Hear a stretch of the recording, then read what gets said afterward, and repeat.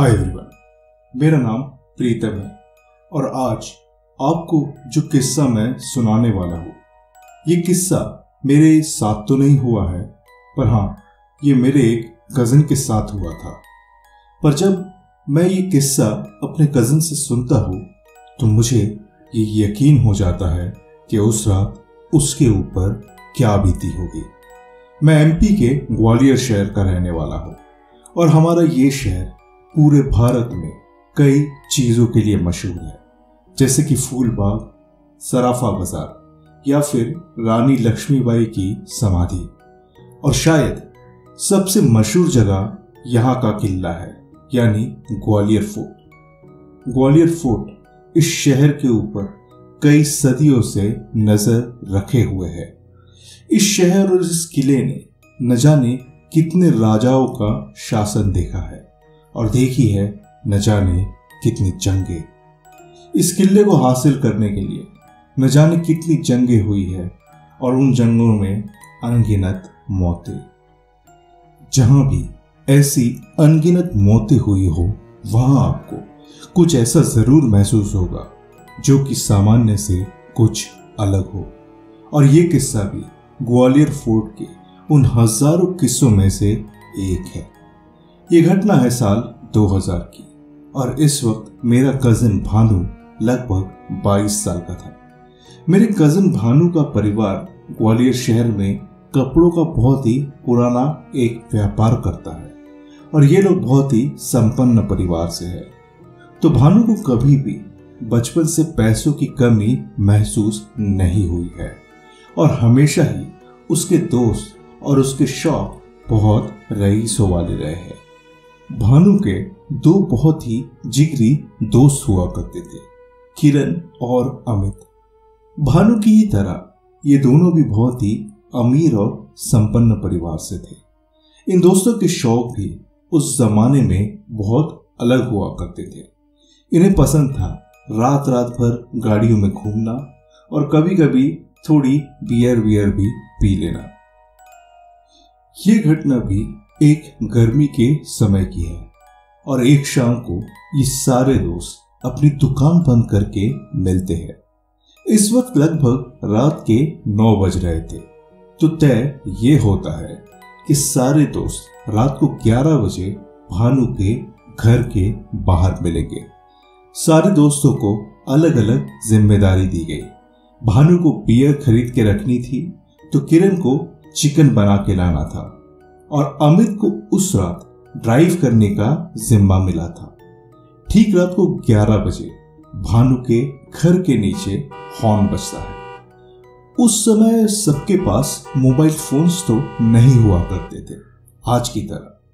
तो हॉर्न बजा के ही अमित ने भानु को बाहर बुलाया। भानु बाहर आके गाड़ी में बैठा और तीनों लोग चल पड़े ग्वालियर फोर्ट की तरफ। अब ग्वालियर फोर्ट में तो आजकल गाड़ियां ऊपर तक नहीं जा सकती है, पर उस वक्त गाड़ियां बिल्कुल फोर्ट तक जा सकती थी।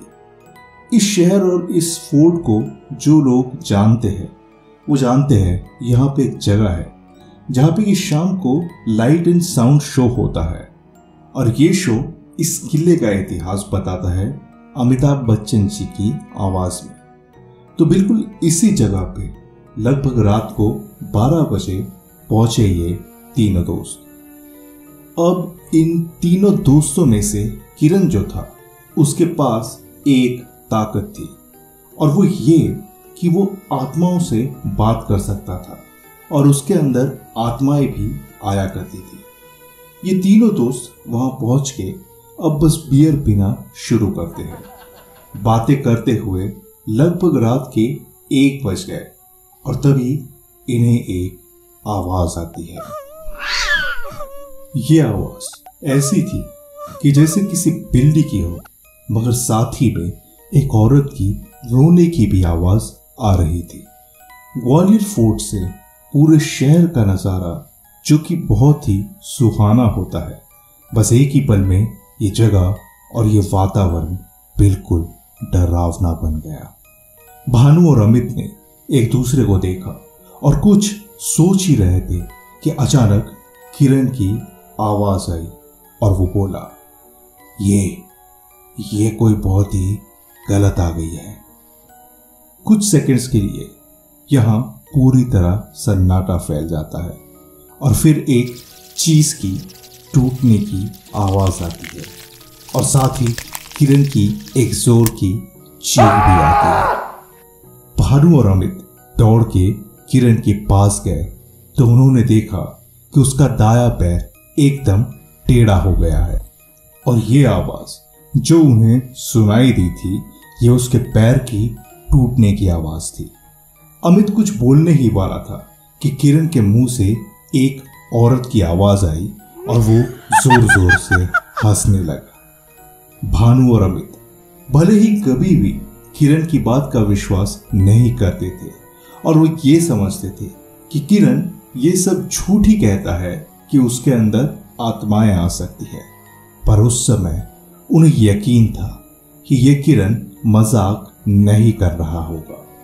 अचानक किरण बेहोश होके गिर गया और ये मौका पाके दोनों उसे उठा के गाड़ी में ले आते हैं। भानु ने तुरंत ड्राइवर की सीट पर बैठ के गाड़ी को स्टार्ट किया, पर गाड़ी किसी तरह स्टार्ट नहीं हो रही थी। भानु ने लगभग 3 से लेकर 4 बार कोशिश की, मगर उसकी गाड़ी चालू नहीं हो रही थी और तभी अचानक वो स्टार्ट हो जाती है। भानु ने देखा कि अमित पीछे से जोर जोर से हनुमान चालीसा का जाप कर रहा था। भानु ने गाड़ी को तेजी से फोर्ट से नीचे उतारा और तभी वहां उन्हें एक गार्ड खड़ा हुआ मिलता है। भानु ने गाड़ी को रोका और उसे बस यही कहा था कि वो लोग ऊपर किस जगह गए थे, तो तुरंत उस गार्ड ने उन्हें किले के नीचे वाली दरगाह में जाने के लिए कहा। शायद उस गार्ड को उस समय और उस जगह के बारे में सुन के समझ आ गया कि क्या हुआ होगा।